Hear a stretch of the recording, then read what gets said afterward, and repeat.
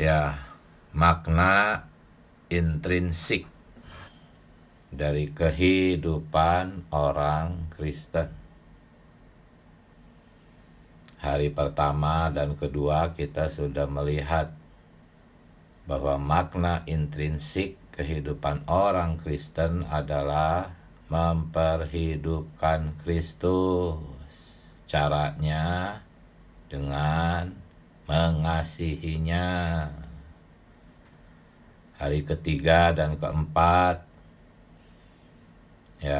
memperhidupkan Kristus itu adalah kehidupan yang sepadan dengan panggilan yang sudah kita lihat. Panggilan yang luar biasa, mustika, tidak terkatakan. Nah, hari ini, hari kelima dan keenam besok, kita memasuki mengenai cara Allah. Cara Allah mewujudkan satu kehidupan yang sepadan dengan panggilan kita, yaitu memperhidupkan Kristus. Ya, caranya adalah pendisiplinan, saudara-saudari. Ya, hari ini banyak sekali pengajaran-pengajaran yang menyeleweng tentang kasih karunia Allah. Ajaran-ajaran yang menyeleweng tentang kasih karunia ini membuat manusia atau membuat orang-orang Kristen membenci pendisiplinan Allah. Ajaran-ajaran yang terlalu melebih-lebihkan kasih karunia Allah, menambahkan penyesatan di dalam prinsip kasih karunia Allah, itu membuat orang-orang Kristen menjadi membenci pendisiplinan Allah. Kita yang di dalam pemulihan Tuhan justru melihat pendisiplinan Allah itu adalah kasih karunia, pertolongan, perlindungan. Tetapi si iblis mungkin sudah sadar bahwa pendisiplinan Allah itu akan mempercepat kedatangan Tuhan. Sehingga iblis pun mengajarkan tentang kasih karunia Allah ditambah dengan kesesatan. Sehingga orang-orang Kristen membenci pendisiplinan Allah. Jika Anda memberitakan tentang pendisiplinan Allah kepada aliran ini, Anda akan dibuli. Anda akan dicemooh, Anda akan dituduh memberitakan tentang kekejaman Allah.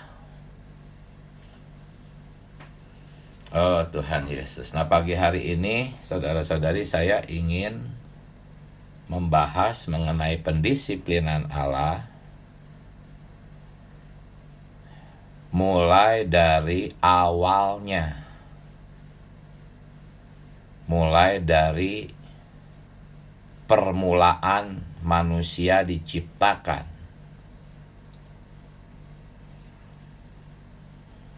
Anda dan saya harus melihat bahwa pendisiplinan Allah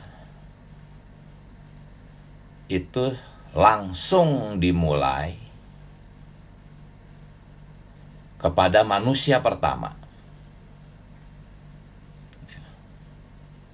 Memang ini adalah bagian dari wahyu di dalam kitab Kejadian. Jika kita melihat ini, maka kita akan damai sejahtera. Hasilnya akan damai sejahtera. Ketika Anda dan saya mengalami pendisiplinan Allah. Jadi saya ingin melihat dari awal. Kejadian 1 ayat 26. Di sana kita melihat manusia diciptakan untuk berkuasa atas seluruh bumi. Masih ada kata dan, atas segala binatang melata yang merayap. Siapa ini? Ini adalah musuh Allah, iblis dan pasukannya. Jadi dari awal kita sudah melihat manusia diciptakan untuk berkuasa atas seluruh bumi dan atas musuh Allah. Ayat 28-nya mengatakan, penuhilah bumi dan taklukkanlah itu. Ini perintah Allah kepada manusia. Taklukkanlah itu. Ini menyiratkan ada pemberontakan iblis yang harus ditaklukkan. Ya, memang manusia diciptakan terutama adalah untuk mengekspresikan Allah. Manusia yang mengekspresikan Allah itu pasti mengalahkan musuh Allah. Kalau manusia kalah dengan musuh Allah, artinya tidak mengekspresikan Allah. Makanya ini satu paket. Mengekspresikan Allah itu artinya harus mengalahkan musuh Allah. Itulah sebabnya tadi kita membaca di Kejadian 1 ayat 26 sampai 28 bahwa Allah mengharuskan manusia untuk mengekspresikan Allah. Ya. Caranya nanti kita akan lihat. Mengekspresikan Allah itu adalah menguasai bumi, menundukkan iblis, sehingga bumi dipulihkan.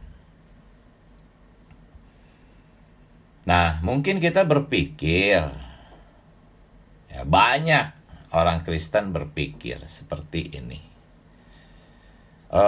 Andai saja ya Adam dan Hawa tidak jatuh. Mereka berpikir bahwa Adam dan Hawa itu sebetulnya bisa tidak jatuh gitu. Andai saja Adam dan Hawa tidak jatuh. Nah, buang pikiran itu, saudara-saudari. Nggak perlu berandai-andai seperti itu. Tidak ada. Tidak ada. Sebab pemikiran yang berandai-andai semacam itu, andai saja Adam dan Hawa tidak jatuh, itu tidak ada dalam skenario Allah, tidak ada. Allah tahu manusia akan jatuh. Dan Allah tetap menciptakan manusia. Kejatuhan manusia itu ada di dalam skenario Allah. Nah, ini kita akan masuk. Ini masih perkara pendisiplinan. Saudara-saudari, manusia diciptakan oleh Allah untuk mengekspresikan Allah dan mempermalukan iblis. Ingat, Allah menciptakan manusia itu supaya iblis dipermalukan. Kalau Allah melawan iblis, iblis tidak malu. Ya, Allah yang menciptakan aku, kata iblis, ya pasti aku kalah. Tapi kalau ada manusia ciptaan yang mengalahkan iblis, baru iblis malu itu. Itu sebabnya iblis selalu mengatakan Yesus itu anak Allah, anak Allah, anak Allah. Tetapi Yesus selalu menjawab, aku anak manusia, anak manusia, anak manusia. Karena iblis malu kalau dikalahkan oleh manusia. Dan Tuhan Yesus punya dua status. Dia pun sebagai ciptaan. Ya, dia adalah sang pencipta yang mengenakan ciptaan. Jadi manusia diciptakan ya adalah untuk mempermalukan iblis. Nah, untuk dapat mempermalukan iblis dengan cara mengalahkan iblis, manusia harus didisiplinkan. Manusia harus dilatih menggunakan tekadnya sendiri, menggunakan kehendak bebasnya sendiri. Kalau Allah menciptakan sebuah robot yang super, lalu mengalahkan iblis, iblis nggak malu. Ya, orang memang sudah diprogram demikian, ya aku pasti kalah, aku nggak bisa lawan Allah. Allah itu kan pencipta aku. Dia ciptakan satu robot untuk mengalahkan aku. Ya wajar, iblis nggak malu. Allah yang menjadi rendah, Allah menjadi tidak agung gitu.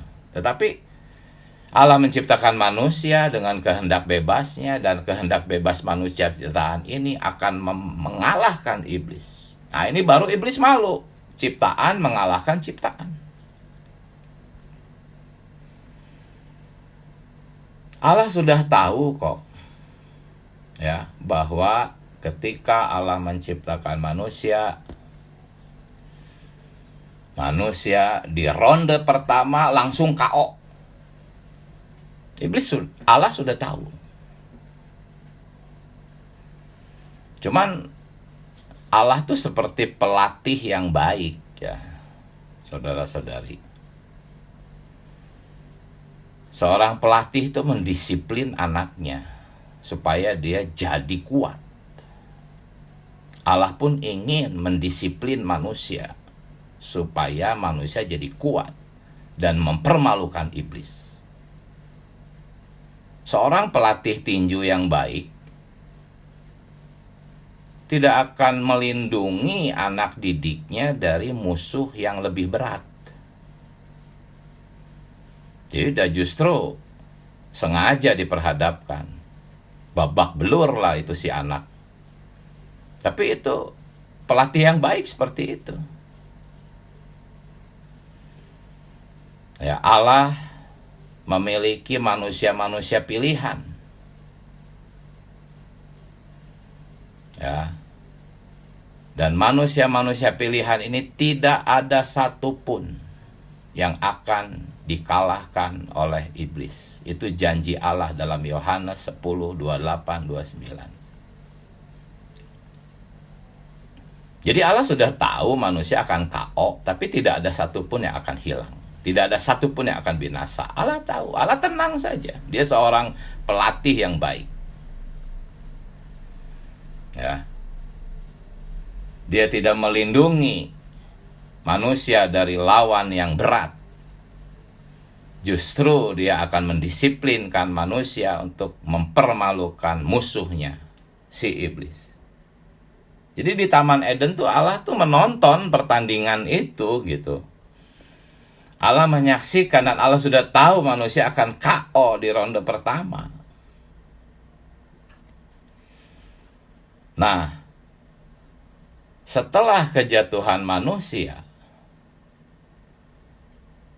ya, Allah berfirman kepada si ular, si musuhnya itu.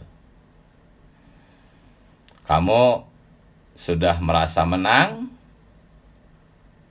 Jangan dulu merasa menang. Aku akan mengadakan permusuhan antara engkau dan perempuan ini, antara keturunanmu dan keturunannya. Kejadian 3 ayat 15a. Jadi seolah-olah iblis belum selesai ya. Kamu akan terus bertanding melawan manusia ciptaanku. Aku akan mengadakan permusuhan antara engkau dan perempuan ini, antara keturunanmu dan keturunannya. Jangan santai dulu ya. Pertandingan ini tidak stop sampai di sini. Aku akan mendisiplinkan manusia pilihanku sampai engkau akan diremukkan, sampai kepalamu diremukkan. Endingnya nanti kepalamu akan diremukkan. Ya. Keturunan manusia ciptaanku akan meremukkan kepalamu. Sedangkan engkau paling-paling hanya bisa meremukkan tumitnya saja. Yap, meremukkan tumit. Tuhan Yesus itu mengacu kepada kakinya Tuhan dipaku ya, di salib. Itu pun juga bagian dari skenario Allah. Allah mengizinkan, kalau enggak mana bisa dia menebus kita, orang-orang pilihannya. Jadi hai iblis, seolah-olah ya, jangan merasa menang dulu ya, jangan senang. Kamu sudah pasti akan kalah oleh manusia ciptaanku. Aku akan mendisiplinkan mereka. Seolah-olah seperti itu. Tadi ayat 15 kan berkata seperti, aku akan tetap mengadakan permusuhan. Terus akan ada pertandingan demi pertandingan. Nah itu di ayat yang ke-15. Di ayat yang ke-16-nya, saudara-saudari, langsung Allah mendisiplinkan manusia. Setelah dia menyelamatkannya. Setelah dia memakaikan pakaian dari kulit binatang. Ada darah yang tercurah melalui menyembelih binatang lalu mengenakan kulitnya, artinya ada penumpahan darah di sana. Posisi manusia secara yuridis sudah benar, dan mulailah di ayat yang ke-16-nya langsung Allah mendisiplinkan manusia. Allah berfirman kepada Hawa, susah payahmu waktu mengandung akan kubuat sangat banyak. Dengan kesakitan engkau akan melahirkan anakmu. Baca catatan kakinya, saudara-saudari. Dikatakan di catatan kakinya bahwa melahirkan anak dengan penderitaan dan kesakitan.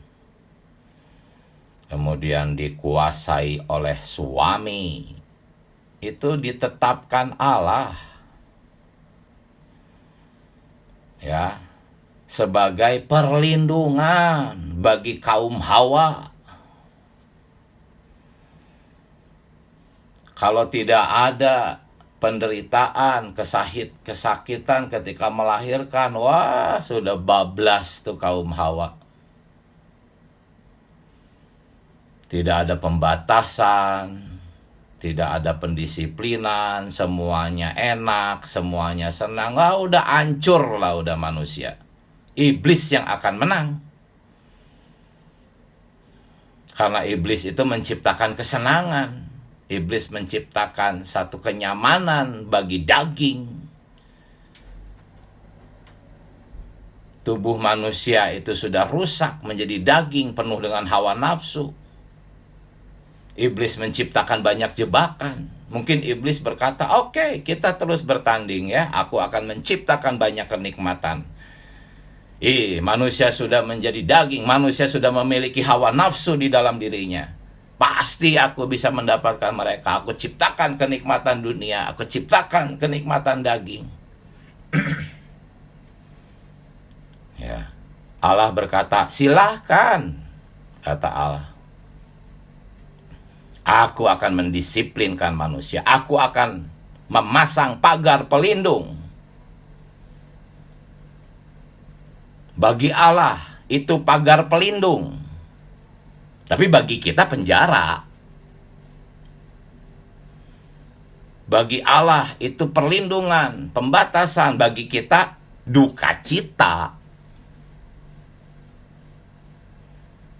Nah, karena kita kekurangan wahyu, akhirnya kita membela iblis, sama-sama memberontak kepada Allah, komplain. Sebetulnya itu iblis di dalam diri Anda yang memberontak, dan Anda setuju dengan iblis. Tetapi karena Anda manusia pilihan, nggak bisa. Wah, kalau saya mungkin udah marah. Kamu tuh mau saya tolong, kenapa kamu memberontak terhadap saya? Udah saya tendang kali ya. Tapi untung Allah tidak seperti itu. Kamu tuh manusia pilihan. Walaupun kamu memberontak, nggak bisa. Aku akan tetap menjaga kamu. Aku akan tetap memasang pagar pelindung bagimu. Nah, bagi kita itu penjara yang menyakitkan. Nah, aliran-aliran kekristenan yang tadi menyesatkan prinsip kasih karunia, ya, mengajarkan bahwa Allah tidak mungkin menciptakan penjara itu bagi Anda. Bukan. Itu bukan Allah. Nah, itu akhirnya manusia-manusia, ya, orang-orang Kristen jadi membenci pendisiplinan Allah. Padahal seharusnya kita bersyukur, Tuhan, terima kasih buat perlindungan-Mu. Kalau tidak dilindungi, tidak dibatasi, aduh, bablas aku, hancur aku. Hawa nafsu di dalam dagingku begitu menyeret aku ke dalam kenikmatan dan dosa. Untung saja Engkau memasang pagar berupa penyakit, berupa kesulitan ekonomi, berupa lingkungan yang membuat aku terbatasi, semua pembatasan, semua penjara ini. Oh, melindungi aku. Haleluya. Penderitaan dan kesakitan perempuan itu dalam melahirkan anak, kebebasannya terbatasi karena perempuan harus tunduk kepada suami. Itu adalah perlindungan bagi kaum Hawa, bagi saudari-saudari. Kemudian di ayat yang ke-17, ya, Tuhan berkata kepada Adam setelah berkata kepada Hawa, lalu kepada laki-laki, kepada para saudara ini. Dengan bersusah payah engkau mencari rezekimu. Dengan berpeluh engkau akan mencari makananmu. Oh, saudara-saudari, di catatan kakinya dikatakan manusia, ya, kita para saudara, juga mungkin termasuk saudari yang berprofesi, memiliki mata pencaharian untuk kehidupan. Para saudara dan saudari sama saja. Itu menderita, susah payah, berkeringat, mencari kebutuhan hidup. Semuanya itu, catatan kakinya mengatakan, adalah pembatasan yang melindungi manusia yang sudah memiliki hawa nafsu. Coba kalau semua dimudahkan. Coba Anda dapat uang gampang. Wah, sudah. Bablas, sudah. Hancur. Kenikmatan dunia dan dosa akan menjadi sasaran Anda. Coba sehat terus. Wah, sudah. Bisa liar Anda. Tuhan Yesus, melalui pelatihan dan pendisiplinan, saudara-saudari, akhirnya di Wahyu pasal 12 kita melihat iblis dilemparkan dari surga ke bumi. Setelah melewati proses pendisiplinan, iblis akhirnya dipermalukan. Nah, Allah sudah berfirman kepadanya, "Jangan senang, engkau pasti dipermalukan," dan itu digenapi di Wahyu pasal 12. Tetapi para pemenangnya baru sebagian kecil, ya, hanya bagi mereka yang mau didisiplinkan saja. Sebagian besar masih harus melewati pendisiplinan 1000 tahun, ya. Saudara-saudari, inilah makna intrinsik kehidupan orang Kristen. Tepatnya inilah cara Allah membuat kita memenuhi kehidupan yang sepadan dengan panggilan kita. Memperhidupkan Kristus melalui pendisiplinan, melalui pelatihan di zaman ini. Kita akan mempermalukan iblis di Wahyu pasal 12. Kita akan menjadi bagian dari anak laki-laki, para pemenang itu. Jadi jangan memberontak, saudara-saudari. Saya juga nggak tahu apakah saudari yang sakit di rumah sakit saat itu merasa heran atau enggak dengan doa saya. Bukannya dihibur, malah saya berdoa. Yuk saudari, kita berdoa di ranjang rumah sakit itu. Dia begitu menderita kesakitan. Saya berdoa, Tuhan Yesus, ajar saya tidak memberontak. Gak tahu ya dalam pikiran dia, apa ini, doa apa ini? Aku lagi sakit kok. Tuhan Yesus, tolong saya tetap percaya. Engkau tidak pernah salah. Selamatkan aku Tuhan dari dosa pemberontakan. Ya semoga saudari itu paham. Tapi saya yakin paham dia. Ya inilah cara Allah membuat kita bisa menempuh kehidupan yang sepadan dengan panggilan kita. Kita bersyukur saudara-saudari. Kita ini orang-orang pilihan. Kita ini bukan bangsa Moab. Bangsa Moab itu adalah keturunan Lot dari perkawinan yang sumbang gitu. Itu bukan orang pilihan. Makanya dia tidak didisiplinkan. Dia tidak dituangkan dari satu tempayan ke tempayan yang lain. Kita tuh enaknya tuh ya udahlah di satu tempayan saja ya. Udah nyaman. Ada orang-orang yang belum punya rumah, ngontrak. Aduh capek kalau pindah-pindah tuh, udah nyaman. Memang udah dalam situasi nyaman tuh ya udah, Tuhan jangan dirubah lagi situasiku. Tidak demikian kita ya. Kita bukan bangsa Moab soalnya. Kita orang pilihan. Bangsa Moab bukan orang pilihan. Maksudnya ini gambaran ya. Mengenai individu-individu di bangsa Moab. Ya mungkin saja ada orang pilihan. Tetapi maksudnya itu adalah orang-orang non pilihan itu memang tidak dituangkan ke satu tempayan, ke tempayan. Sedangkan kita udah nyaman, ada lagi masalah.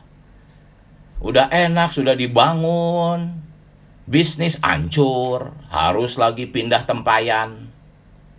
Terus gitu, sampai Tuhan capek, Tuhan sudah stop, Tuhan. Seperti saudara-saudari yang sedang sakit di Cimahi juga saya merasakan seperti itu. Mereka mungkin berteriak, capek Tuhan, sudahlah, jangan dipindahkan lagi, situasiku sudah nyaman sebetulnya. Bisnisku aku sudah bangun baik-baik dari nol, hancur Tuhan. Kenapa ini Tuhan? Berontak, memberontak, membela iblis. Kita jangan seperti itu. Kita katakan, Tuhan terima kasih. Kebangkrutanku, semua situasiku yang buruk adalah pagar perlindungan bagiku, pembatasan bagiku, pendisiplinan bagiku. Memang terasanya ini seperti dalam penjara, nggak enak ini.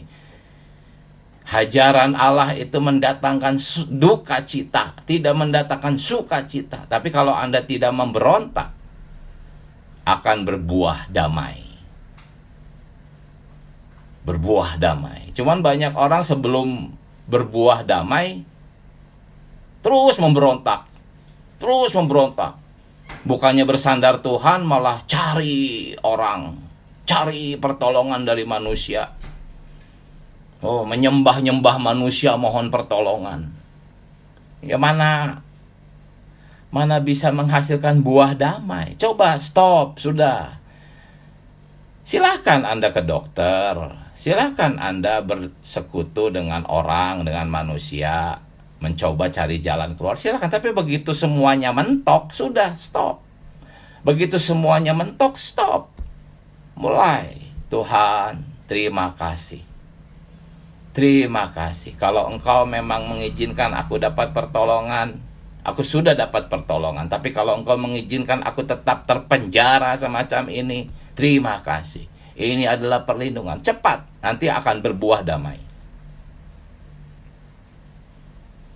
Oh, saudara-saudari, ya, inilah cara Allah membuat kita memenuhi kriteria makna intrinsik kehidupan orang Kristen, yaitu hidup seperti Yesus di keempat Injil, dengan cara memperhidupkan Kristus melalui mengasihinya.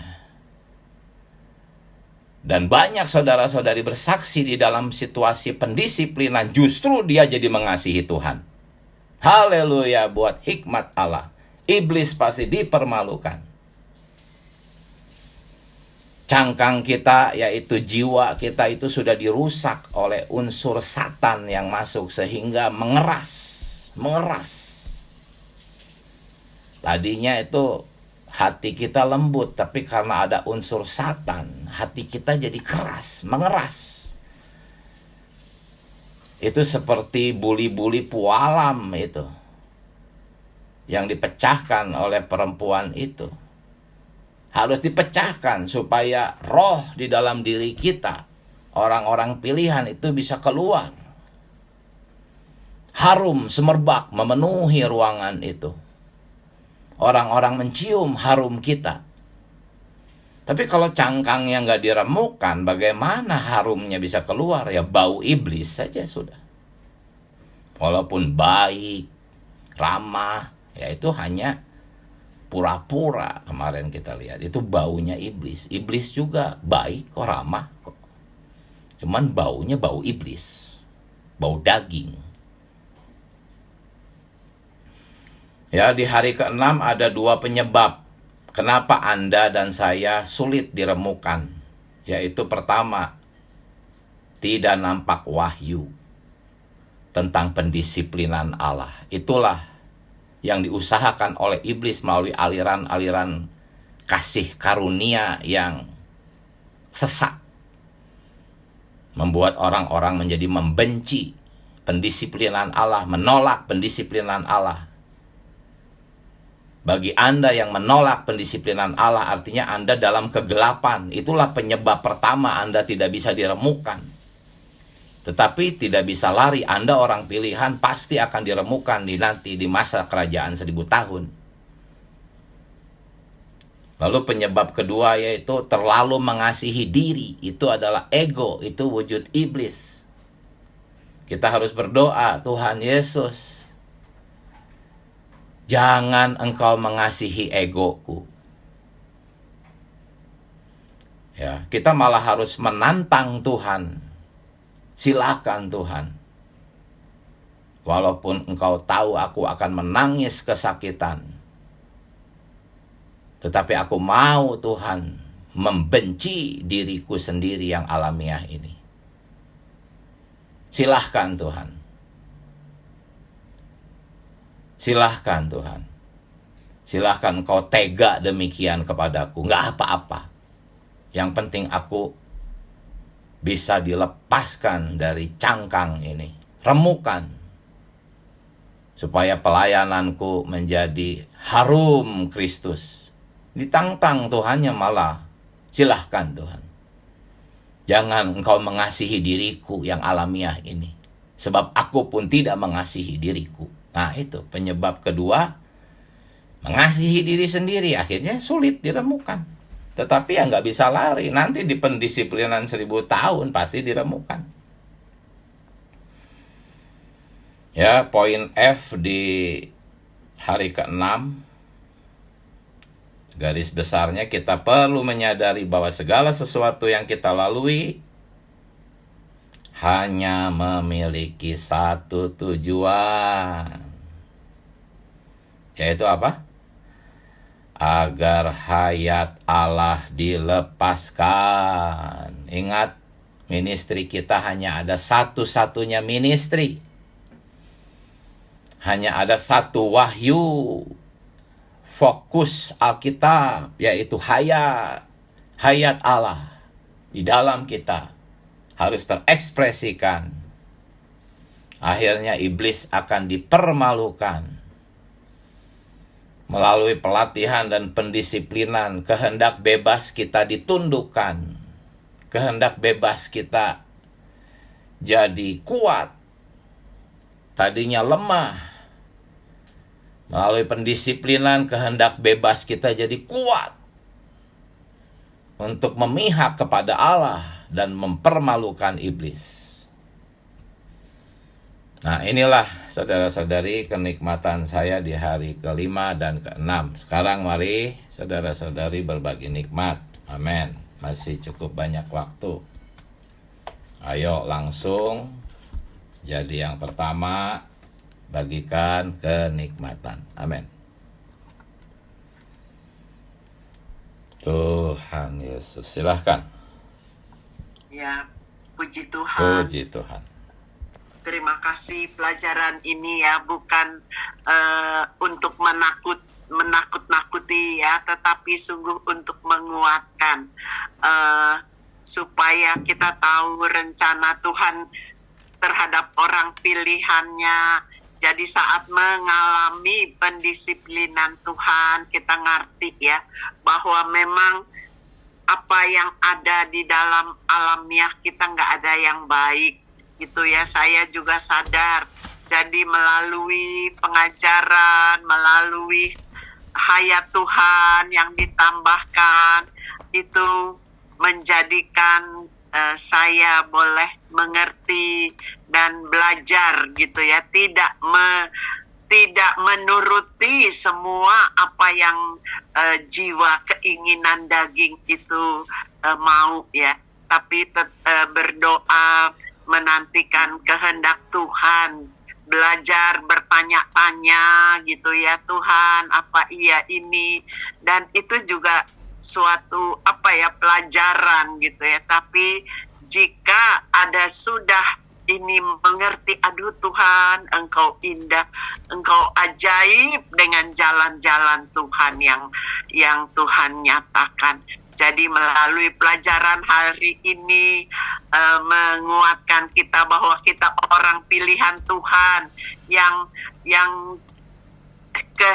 harus mengekspresikan Tuhan dan juga mengalahkan musuh Tuhan.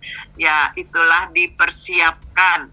Jadi saya bersyukur melalui pelajaran ini bukannya menakutkan, tetapi sungguh menguatkan kita menerima pendisiplinan Tuhan. Karena akhirnya kita tahu kita akan menjadi pemenang-pemenang Kristus, dan kita juga layak ya berjalan ya, berjalan gitu ya, sepadan dengan apa yang Tuhan berjalan berjalan menurut Sepadan. kehendak Tuhan, rencana Tuhan Ya. gitu. Terima kasih untuk pelajaran pagi ini, sungguh sangat menguatkan. Jadi Amin. nggak menggerutu-gerutu, tapi sadar bahwa ini adalah kasih Tuhan yang dinyatakan, bukan Tuhan kejam gitu ya, tapi kasih Tuhan. Amin. Terima kasih. Puji Tuhan. Amin. Haleluya. Silakan saudara-saudari lain. Amin. Tuhan Yesus. Mari silakan, waktunya sayang, jalan terus. Amin. Amin. Tuhan Yesus, amin. Puji Tuhan ya. Pagi ini juga kembali menerang saya ya. Tadi saya bersama perkara pendisiplinan ini ya, bahwa ini juga Tuhan pakai untuk mempermalukan musuhnya iblis ya. Juga satu perlindungan bagi kita ya, umat pilihannya, orang yang sudah Tuhan pilih, tentunya akan mengalami pendisiplinan ya. Tadi yang terakhir saya bersama bahwa mengapa kok tidak diremukkan, ini yang ada dua hal ya. Yang pertama adalah tidak melihat visi ya, berada dalam kegelapan. Nah dulu juga Tuhan Yesus ya, saya juga menganggap bahwa mungkin kesulitan hal apapun ya, sering dikatakan memberontak ya, Tuhan mengapa demikian ya. Tetapi puji Tuhan ya, hari demi hari kita semakin jelas ya, kalau kita terus datang kepada Dia, sang pohon hayat, sang perang itu, kita diterangi ya, kita dapat visi yang jelas. Kita pun juga ya dengan rela ya, mungkin setiap hal, setiap perkara sudah Tuhan atur untuk menanggulangi kita ya. Lalu yang kedua adalah tidak sayang diri ya. Nah, seringkali juga termasuk saya masih menyayangi diri sendiri. Tetapi tadi yang diuraikan sungguh menjamah ya, bahwa kita umat pilihannya ya, pasti kalau tidak bisa sekarang ya pasti akan disiplinkan 1000 tahun. Nah ini sungguh juga menjadi peringatan ya. Tuhan, biar terus kita jelas ya, dua hal ini, kita perlu visi ini terang yang dari Tuhan, sehingga ketika hal penderitaan ditakar ya tadi, tempayan dipindah lagi, mungkin sudah enak-enak tapi harus dipindahkan lagi. Ini pun juga jelas bahwa ada kedaulatan ya untuk menanggulangi kita ya. Kita terus didisiplinkan adalah bagi jelas visinya ini. Amin. Tuhan. Haleluya. Amin. Amin. Mari silahkan saudara-saudari yang lain. Amin.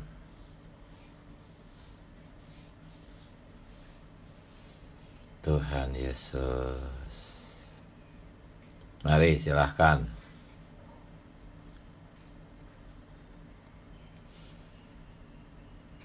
Amin.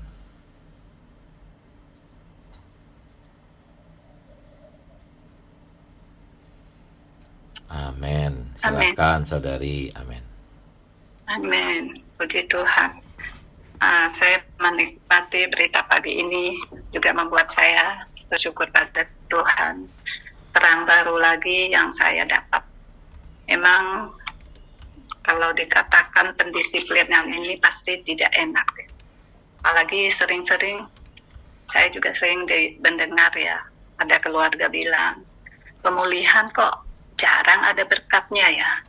Ya itu ya, kadang-kadang jarang sekali kita bahas tentang berkat ya.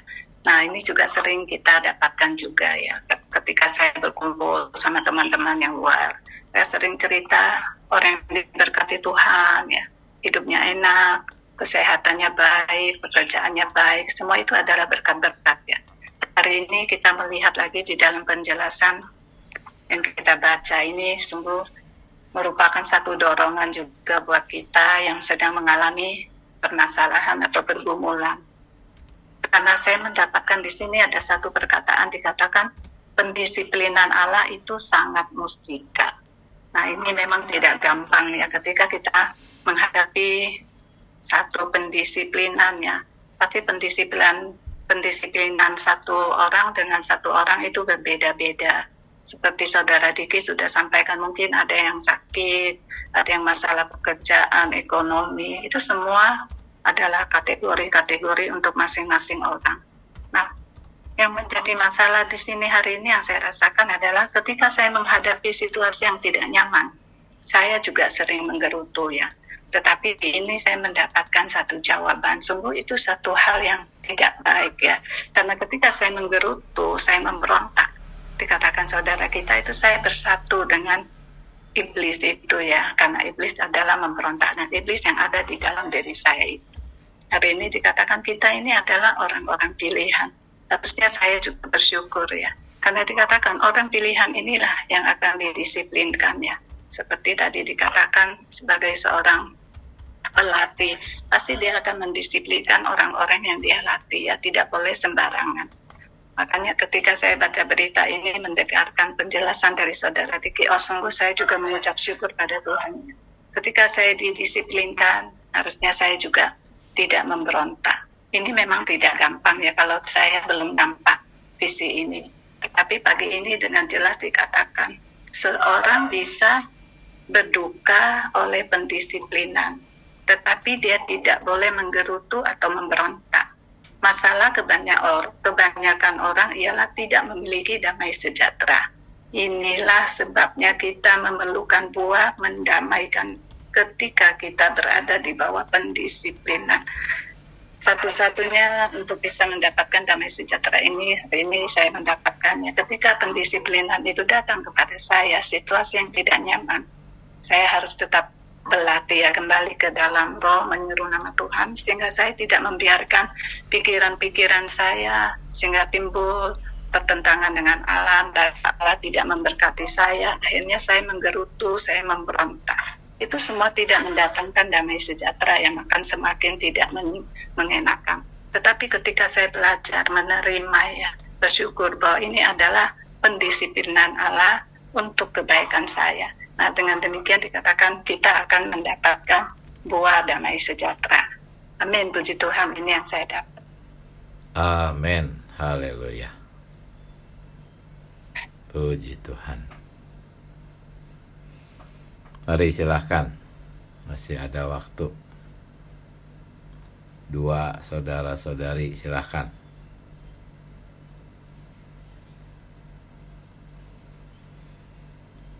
Oh Tuhan Yesus. Oh Tuhan Yesus, amin ya saudari ya. Terhadap pendisiplinan ajaran didikan Allah ini memang kita perlu wahyu ya.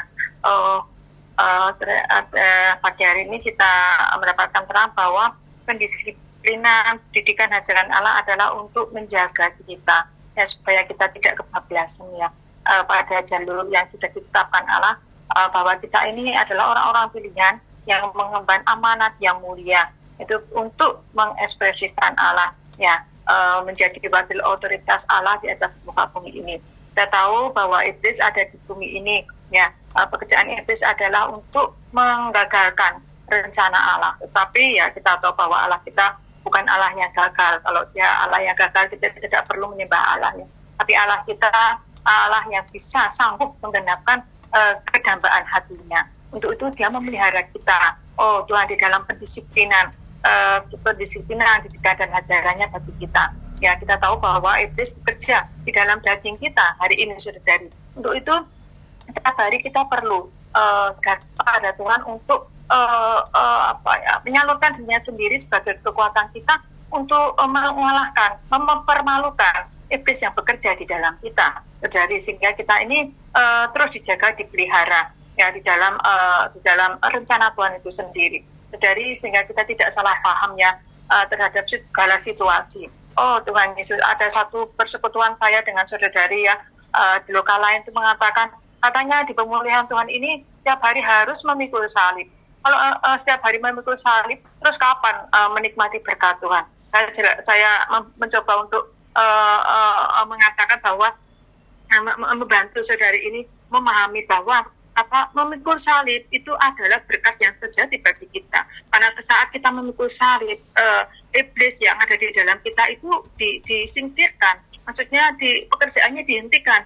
Begitu iblis itu membelenggu kita selama ini ya, konsepsi kita dibudakkan ya, membuat kita salah paham terhadap Allah. Nah, saat kita mau datang kepada Tuhan, menikmati Dia, ya, kita bersama-sama dengan Tuhan, bukan hanya kita sendiri ya, memikul salib mengalahkan iblis. Kalau di dalam kekuatan kita sendiri, mana mungkin kita mengalahkan iblis ya, saudara ya. Tetapi memikul salib, menanggulangi hayat jiwa ini, kita nikmati bersama-sama Tuhan. Tuhan berserta di dalam roh kita. Dia menjadi latihan kita setiap hari, berpaling ke dalam roh, menikmati Tuhan di dalam roh. Ini adalah jalan kita untuk mendapatkan pendisiplinan yang tepat ya bagi pertumbuhan hayat Allah di dalam kita, sehingga kita mendapatkan berkat yang sejati. Itu Allah sendiri di dalam kita semakin bertambah dan kita bisa mengalahkan, mempermalukan musuh Allah. Amin. Tuhan.